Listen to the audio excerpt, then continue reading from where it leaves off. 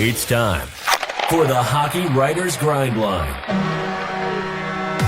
a weekly show covering everything Detroit Red Wings. Brought to you by our own iconic top line of Wings writers. Sit back and enjoy The Grind.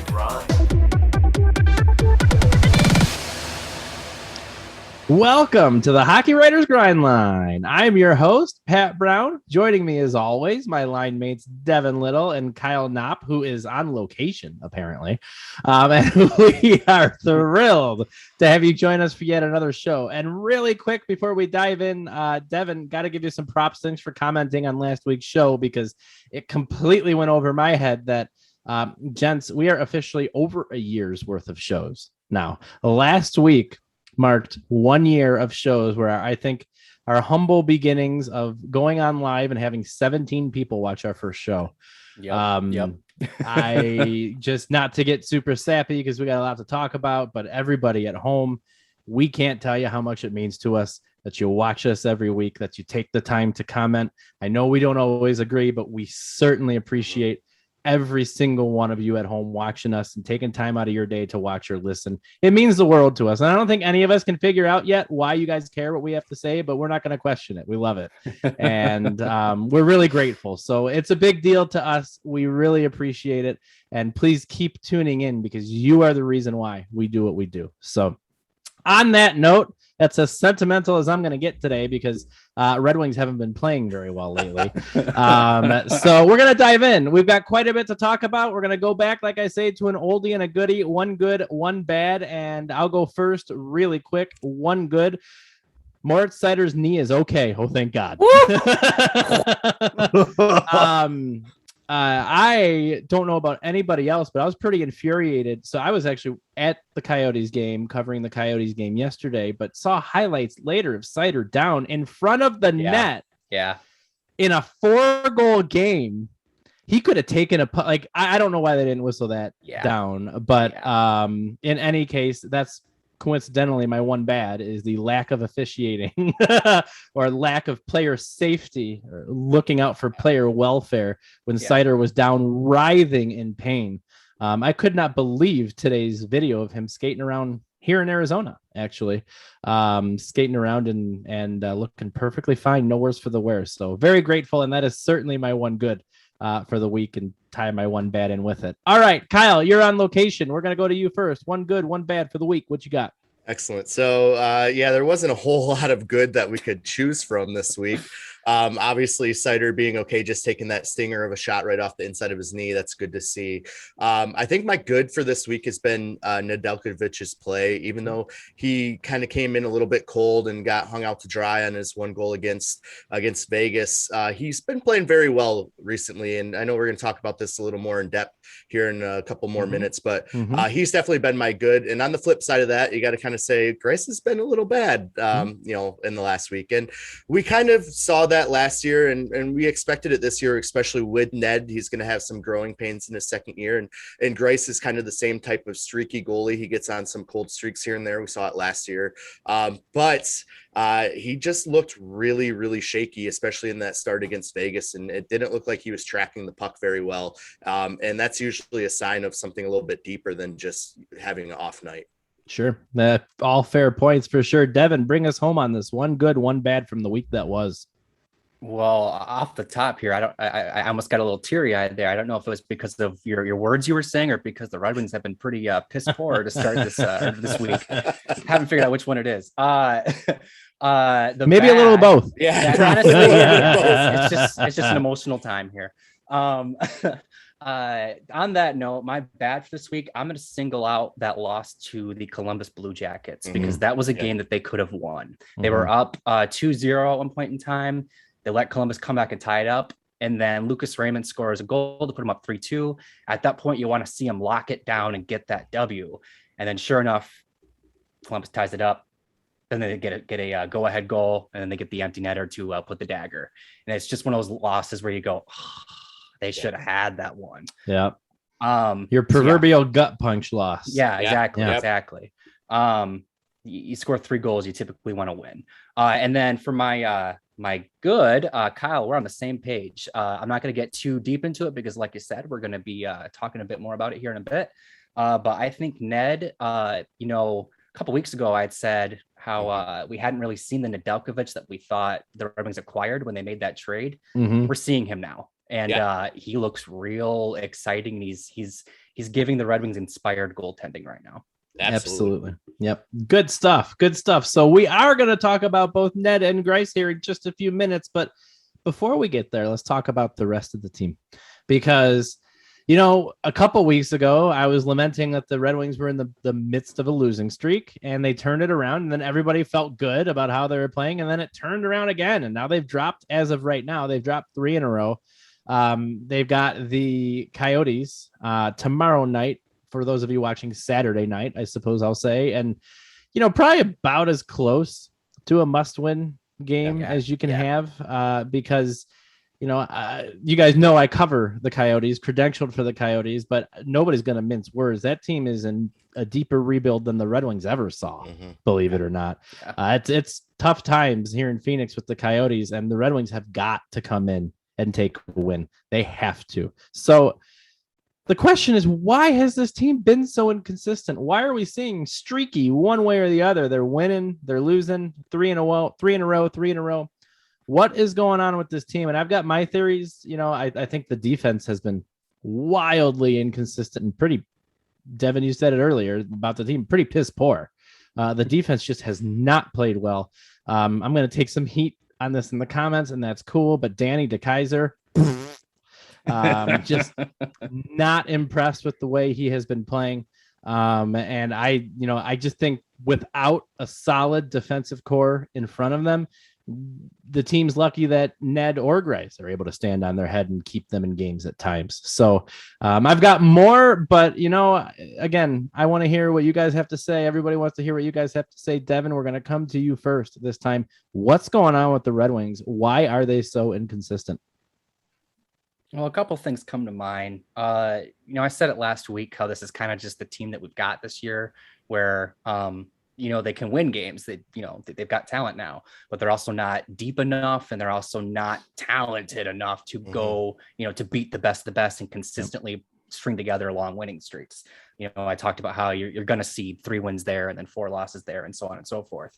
And then the second thought, like you said, Pat, I think that as great, I guess, as the Red Wings defense was last year, they really bought into like a team concept on defense.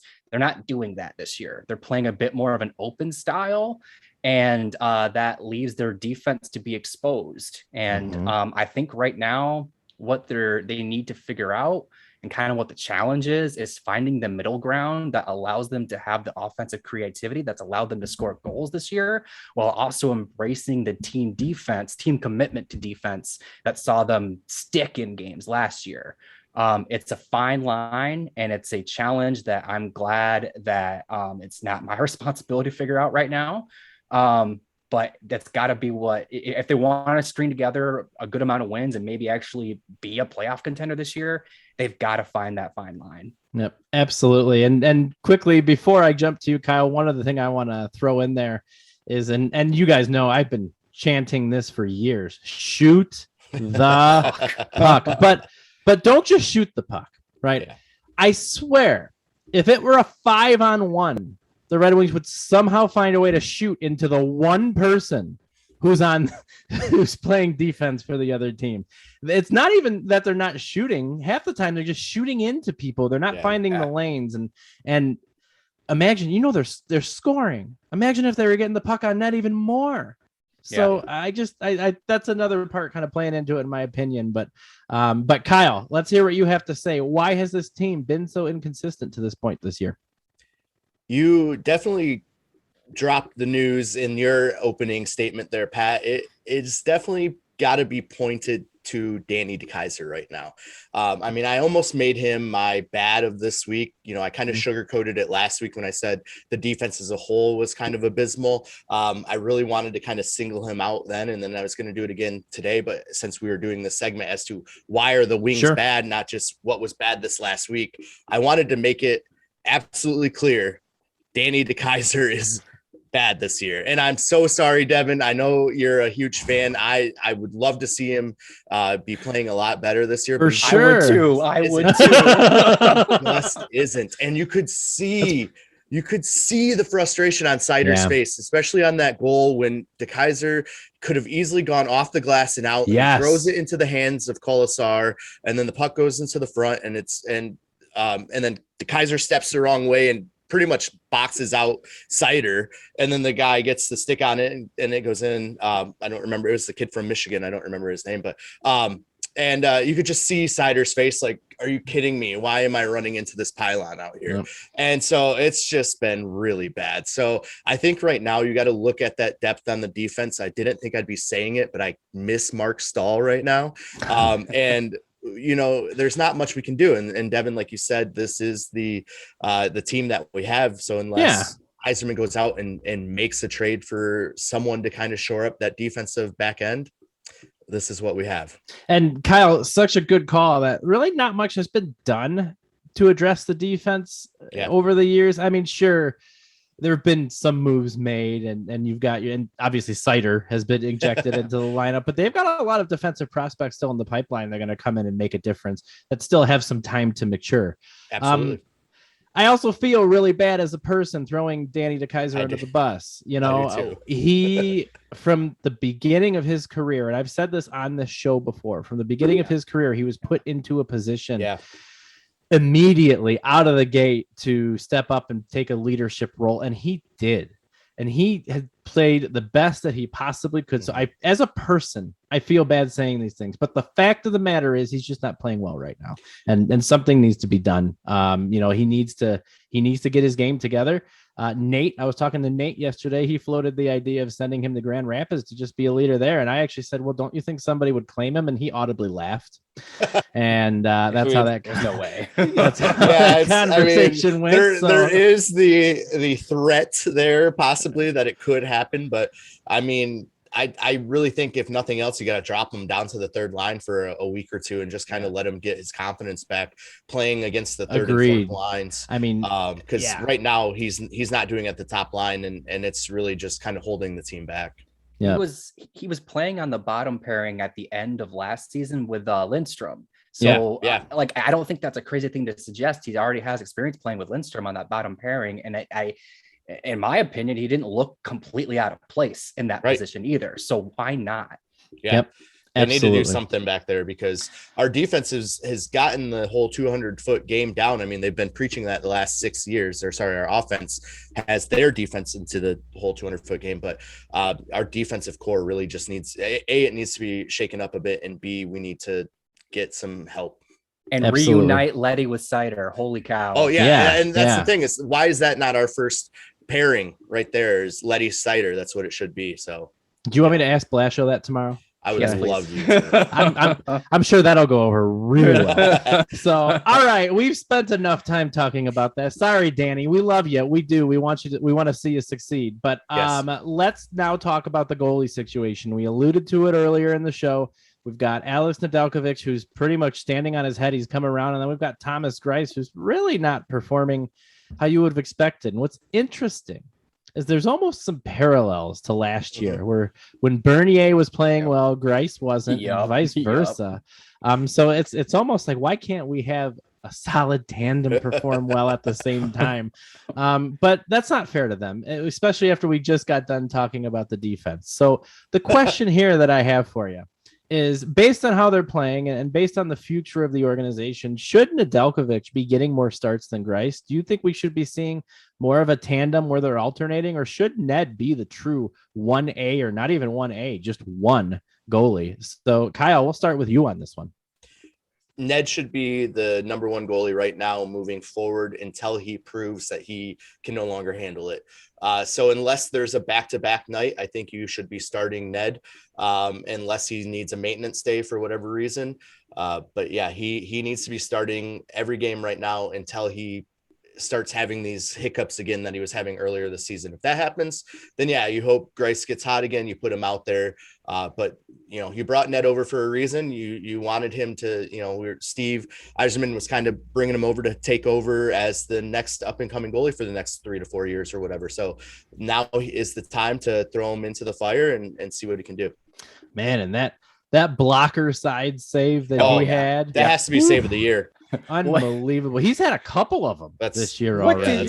What did Leah Hextall say? It was like she said a bit of a save there or whatever. Yeah, a bit more than a bit of a save. First off, that was like the worst enunciated game ever. I mean, first off, she didn't know who any of the everybody was Lucas Raymond. Everybody was Raymond. I mean, everybody loves Raymond, right? So yeah. But and then there was a couple other times I went back and I always watch on the fly at night when I'm putting together the magazine and then throughout the day as well, and it's going back and watching those clips, and it's just like, oh, this is so bad. The second time around, knowing that it's going to happen and it still happens, like, it was just brutal. Not to get too far off track here, because we want to talk about the goalies, right? So, Devin, let's hear your thoughts on Ned or Greiss. Should Ned be getting the Lions' share of starts at this point?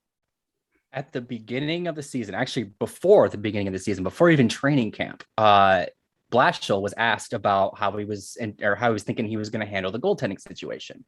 And he said that he anticipated starting with a 1A, 1B type of situation. And then once somebody got hot or, looked like they could carry the load for a little bit, he said he would be willing to ride them for a little bit. We've seen the 1A, 1B now pretty much committed throughout the entire first month of the season. Through their last 5 starts, Thomas Greiss has a .897 save percentage. Alex Nedeljkovic has a .921 save percentage. It is time to ride the hot hand. Not just because he's the hot hand, but also because, like you mentioned, Kyle, Thomas Greiss probably isn't going to be here next year. Yeah, Alex Nedeljkovic will. It's time to commit to the pieces that you have that are part of your team now, and hopefully into the future. So I think that's unanimous on this panel for what it's worth. Ned should be starting. Let's hear what you have to say. Comment down below for sure. While you're at it, give us a like. Thanks for watching our show. Subscribe to the Hockey Writers channel. We have so much good stuff on here. We've got Blackhawks banter, Saber Scoop, Chicks and Sticks, Union Junction, Prospects Corner, Howlers and Growlers. How could I forget that one? A big bet with them this weekend. We do. Yes, what uni will I be sporting next week? We will see. I read both of those tweets in your voice, by the way. Yes, accurate. Definitely accurate. Follow us on Twitter. Sign up for our morning newsletter, Morning Skate. Follow us on Discord. You guys should jump in the Discord tomorrow during the game and chat with me live. I'll be in the press box. And, we like to bring you all of the best hockey news up to date. If you need us to get into a submarine, go 20,000 leagues under the sea, and then talk in a whale voice a la Dory to go, Raymond scores again. We can do that. Just let us know. Thank you for watching. The loan for the submarine cleared? Hell yeah. I'm new wheels. We're running getting live octopus for the show now. We're good. Yeah. Wait till you see the On Location next week. I'm running out of material, guys. What can I say? I've got to get more and more creative. But the moral of the story is we appreciate you watching. Thank you for watching. Our bills are paid for another week. So let's get to some of your comments right now. Katz Chulo Jackson wanted a prospect update. And let me tell you something. We've all enjoyed Devin's train ride over the last year or so, right? We have all enjoyed Devin conducting that Lucas Raymond train, but I'm going to have to steal a little thunder and go, choo, choo, Jonathan Berggren, ladies and gentlemen. Let's talk about some prospects, and let's talk about who you think will have an impact in the near future for the Red Wings. And my pick for that is literally one of my first ever articles that I wrote at the Hockey Writers, and I'm going to stay on that train until he either puts up 100-point season or doesn't. But Jonathan Berggren is my pick for who I think has yet to, but can still make a huge impact on the Red Wings. A little context here: he's got 8 points in 12 games with Grand Rapids this year. 45 points in 49 games in the SHL last year, which was sick for a 20-year-old. He's 21 now. He's got a really good shot. I think where he really improved his game last season was getting to the net, going towards the net. Previously, he was kind of more focused on the sides, trying to create space, move the puck. But last year in the SHL, his coaches really challenged him to start driving to the net, make the play happen, bring the play towards the net. Worst case scenario, you're going to draw attention. You'll find the open man. And he got really good at doing that last year. His biggest issue, to be honest, has been injuries. It's been staying healthy. And so obviously Berggren needs to stay healthy. He got off to a pretty rough start to his professional career. But once he had that healthy season last year in the SHL, he showed what he's truly capable of. And look out, world, because I am on the Johnny B. Good train. Let me tell you. Devin, let's come over to you next. What prospect do you think could have an impact on the Red Wings organization in the near future? I got two people I want to give a shout out to. One of them, maybe not near future, but I just want to make sure his play. Yeah, I shouldn't say. I don't mean to say near future. Any prospect you want to talk about, to be honest. I know that since you covered the Coyotes, Pat, you've got your eyes on the Edmonton Oil Kings. Oh, I know where we're going with this one. And while Dylan Gunther is definitely a fun player to watch, his goaltender is quite the stud as well. He's played a game or two. Yeah. He's played a game or two for sure, and he's looking damn good while he's doing it. Sebastian Cossa looks like he is going to be Team Canada's starter at next month's World Juniors, and for good reason. He's off to a just as good of a start in season as he was last year, if not better. And I think that depending on how his play looks at next month's World Juniors, he may accelerate his timeline a little bit. I'm not trying to get too crazy. We're talking about how great Nedeljkovic is, but Kossa's the real deal, guys. I'm excited about it. And then the other player I want to highlight is out over in Sweden right now. He's playing for Rogla, which was the team that Seider played for last year. And that is William Wallander. Oh, okay. William Wallander. Love it. I love this call out. Yep. Yes. When he was picked was kind of a project pick, definitely a little rough around the edges.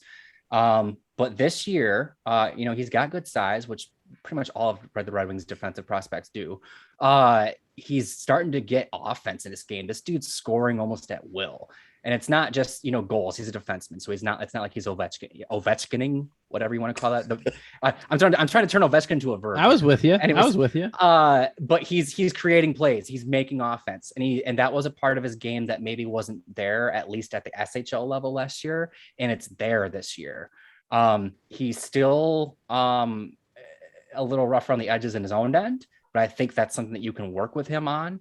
And for him to be making the progress in the offensive end that he's made this year, that should be exciting, or that should excite you, because he's probably a year or two out from making the Red Wings. And if you can get another big-bodied offensive defenseman to join Edvinsson and Seider on the blue line, we were just talking about how the blue line down looks so good right now. Johansson, pretty. That's my favorite blue line prospect. So let's not even forget him.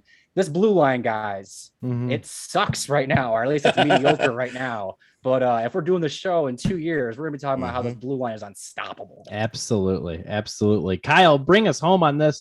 Who are your prospects to watch?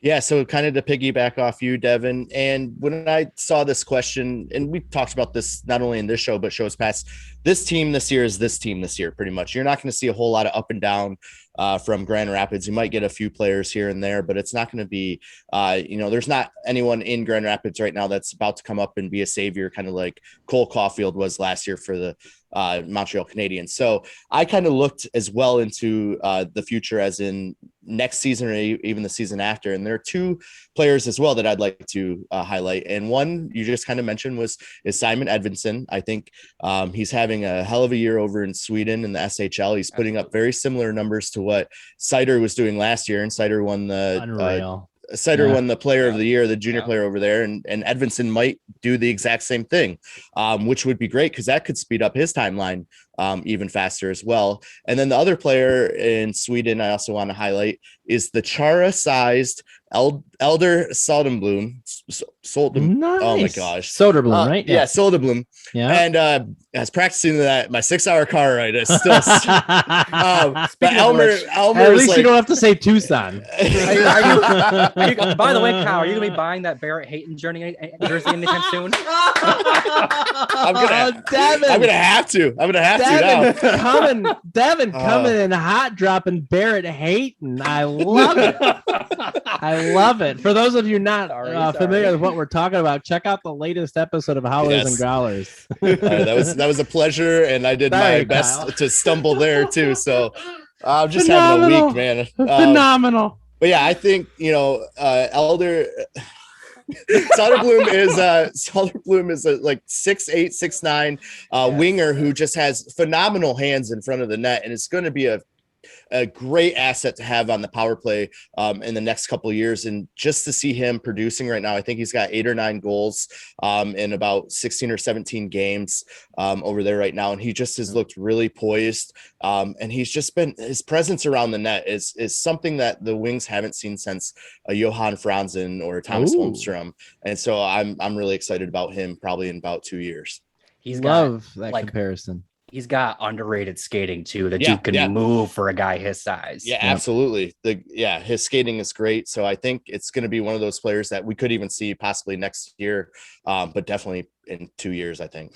So for what it's worth, even though there are a lot of fantastic prospects already with the Wings, there's more to come. The best is yet to come, at least from a let's say from a collective standpoint. Yeah. Lucas Raymond may be the best of any of their draft picks, as of late. But collectively speaking, you're good at this, Devin. I like it. All right, so let's keep this proverbial train rolling. Lord Venom, aka our good friend Rick, asks, do you think, speaking of Lucas Raymond, that he can end the season on a point per game pace? And even if he does, is it repeatable? And quick catch up, I just pulled it up literally right now. 18 points in 19 games for Raymond right now. 7 goals, 11 assists, 18 points, 19 games. Can he possibly keep that pace up? And I'll give a one-word answer and move on. I absolutely, yes, he can keep that pace up. He's already shown it, and teams are throwing their best at him, and he's skating circles around him. Will he? That remains to be seen, but he's certainly capable.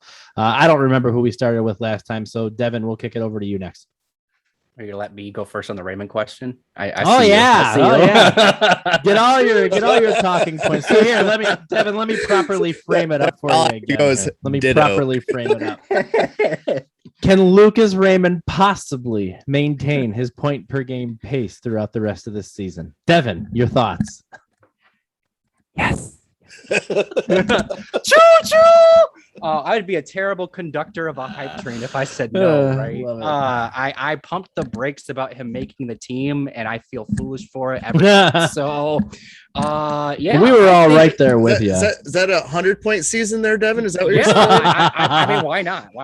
I mean, to be serious, I think what is kind of going semi-underlooked here is what Raymond is doing. He's scoring at a pace that only Elias Pettersson and Connor McDavid have done in the rookie seasons. Mm-hmm. And Lucas Raymond is doing it with, and no offense to these players because they're both fantastic players, he's doing it with Tyler Bertuzzi and Dylan Larkin. And we're all pretty in agreement here that they're not like top-notch players, right? So if he's making this top line, one of the top lines in the entire league, all by himself as a 19-year-old. 19 years old. I think at the very minimum, we might be looking at like a 70-point season out of this kid this year. Probably even up towards an actual point per game. Next year, I'm going to start drooling, so I need to pass to Kyle now. That's good. See, I worry about the sophomore slump. That is something that is always in the back of my mind. So I think he might be the type of player who could avoid that altogether. He seems to play with so much confidence. And he's just good. Like every now and then you look at some of these players and they put the puck wherever they want to put it without even looking. They just make it look effortless. He's one of those players. The Columbus game, I'm pretty sure it was, where he did like the pass through the crowd and Larkin got it. Yeah. Pretty sure Larkin literally said, "What a pass!" You did when they were celebrating. He did for sure. Like Raymond's that like he's. I can't stress this enough. This isn't just me being some hype train conductor. This kid's special. Like this kid is definitely special. He's going to be. His jersey are going to be flying off the rack for the next decade. Like, So Kyle, bring us home on this one. Can Lucas keep up the point per game pace? Here is my realistic prediction for Lucas Raymond this season. He is going to land somewhere between the 74 and 79 points, only because, and Devin just alluded to it, he's currently on the first line with Larkin and Bertuzzi. And we've already noticed that when they shut them down, games like against Boston and I'm blanking on the other one, but they really shut them down and didn't let them get going or anything. And you could see that there was just no offensive life. So there's going to be quite a few games like that. But I think 100 points is realistic in the next year or two after this season, because he's going to have Jonathan Berggren and Jacob Vrana to get assist off of. And you got to think like these two guys that are high powered offensive machines, they're going to come in, especially Vrana. He's going to, I think I said he's already going to get 40 goals this season. So, I mean, might as well carry that over to next year. Right behind Adam Ernie. Yeah, exactly. So once he's back, and Raymond has that extra weapon to pass to, like, that's just going to add so many extra assists to his total. And I think that Raymond has proven that he is a first line NHLer as a 19-year-old. And so the only way he can go is up. Yeah, I don't think it's going to be long before we see an A on his sweater, to be honest. I think he's got to. So super, super good perspective. That was a lot of fun to talk about. And it'll be a lot of fun to watch. Obviously there's a lot of variables in play, health first and foremost. It's also still a weird time with COVID protocols and things like that. And honestly, that first line is only as good as the secondary scoring that they're getting.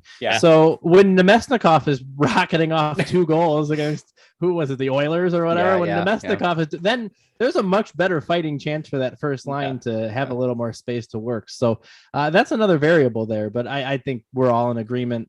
He certainly is capable of that point per game pace. And should he accomplish that this year, it is certainly not a fluke. And I think all of you at home can look forward to watching him for a lot of years to come and being entertained. So that's something to be thankful for, guys. And we are coming up into Thanksgiving week, and I'm sorry to tell all of you wonderful, wonderful, loyal viewers at home, we will not be filming next Friday, so we're going to take a week off.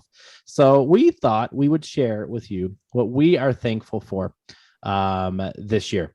And it could be anything. I'm going to keep mine towards Red Wings. I'm not sure where you guys went, but it could be towards anything. And outside of my amazing, outstanding colleagues at the Hockey Writers, which I'm eternally grateful for, I am grateful for, and I'm going to go with the same thing that I said last year, Sweden. What that country has done, not only for the nationality of some of the best players on the team, but how even the non-Swedish players have grown up and matured in the SHL. The reason you're seeing such a seasoned Moritz Seider in the lineup playing so well, playing way more, almost like an NHL journeyman, is because of the experience that he had in the SHL. And he creates his own luck. He is a highly skilled, highly intelligent player. But that was fostered over in Sweden. And so I'm going to kind of cop out. And by the way, those of you at home are going to be releasing a column on this on Monday too. So make sure to check that out. But I'm going to go with my last year's selection for the time being and say Sweden, because there's a lot to be thankful for there. So Kyle, we'll go to you next. What are you thankful for? Well, when you posted this question to us. It was what we were thankful for and like the hockey world or hockey community. So that's kind of where I was going. And then you just threw a curveball at us. I did. My bad.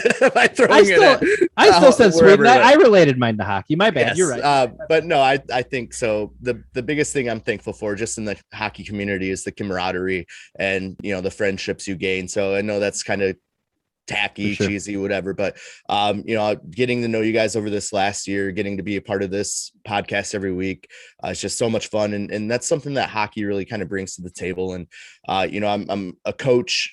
I'm here at a hotel in Rochester, New York, because the girls team I coach has games this weekend, and it's just something that you don't get to experience in a lot of other sports. And hockey's certainly different. It's more of a family type bond, and that's something I've always been thankful for in my 33 plus years of hockey. Well, we are incredibly lucky to have you on this show, Kyle. We need to work on your hat selection a little bit, but incredibly lucky to have you. Big game this weekend, buddy. So Devin, you get the last word on the show. What are you thankful for? I'm going to do one that's semi-serious, one that's actually serious. One, it's got to be Lucas Raymond, because watching him play hockey, I mean, I'm not old by any means, but I feel like a kid again watching this kid play hockey, and it's so fun. I'm like, I can't express how excited I am that the Red Wings have a player like this again. Now, on the more serious note, the thing that I'm actually genuinely thankful for, and I mean, I know I wrote a comment last week, but it's the show. Mm-hmm. I'm somebody who I've always kind of referred to myself as a walking hockey encyclopedia, because I just kind of live and breathe the sport. But I've written about it for a couple of years now. But I've never had an outlet to chat about it with people that I love and respect, like you guys. This, I said it in my comment, this is something that I genuinely look forward to doing every single week. When I can't make it for one reason or another, I'm a little bummed out, but I'm excited to watch it the next day. Exactly. Yeah. You're showing me up, Kyle. I can only do it because I'm alone this weekend. I don't have family commitments. So, but yeah, part of it is obviously my line mates here with Pat and Kyle. I genuinely couldn't do this without you guys, and you guys, I mean, the show isn't the show without you guys. I know we kind of go back and forth about who's the heart and soul about this of this show, but I genuinely think it's all three of us. This show, I love this group. And then the other thing is our watchers. Pat, I know you said it. We can't do it without you guys. Yep. And you guys constantly engaging, constantly liking, constantly, we can't do this without you guys. And the fact that you guys give any sort of cares about what we think about the Detroit Red Wings is so awesome and humbling. I cannot thank you guys enough for giving us this opportunity. Absolutely. So we will call this one the one when the show gets crazy sentimental, I suppose. Because we started and ended super deep episode. I love it. Started and ended with a bang. But you know what, gents? That is our show. So you at home, Devin said it. We're so grateful for you. Thank you yet again for joining us for another show. Don't forget to give us a like, subscribe, comment, share, tweet at us at THW Grindline, subscribe to Morning Skate, follow us or join us in our Discord server so we can talk live during the games. And just thanks for being there. Thanks for being you. And we will see you again next week. Cheers. Actually, 2 weeks. Excuse me. Sorry. Got to correct myself. That was an abrupt thing, but let me hang on. Rewind. No show next week. We will see you in 2 weeks, and we've got a treat for you in a couple weeks. Yes, we do. Yes, we do. We will see you in a couple of weeks. Cheers.